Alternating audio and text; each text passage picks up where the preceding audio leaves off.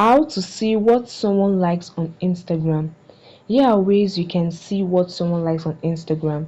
Although Instagram doesn't provide a direct way to see a specific post that someone liked, the feature to view someone else like was removed in 2019 to enhance privacy. However, this video will show you some workaround you can use to see what someone likes on Instagram. Here is how you can do it. Tap on the username of the person you want to see their like. You can either go through the search bar or you go through your following list. Then let's use this person. Tap on this person. Now in the person's profile, tap on their following. In their list, select any user they are following. Let's select this user.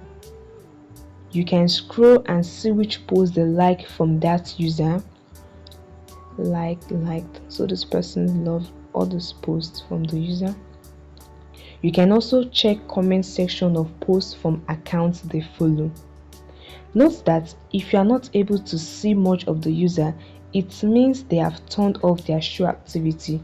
You can do same too. Here is how you can do it. Tap on your profile icon below. Tap on the three horizontal line above. Select settings and privacy. In the settings page, you can either scroll and look for activity status or you just search for it. As you can see on the screen, search for activity status. Tap on it.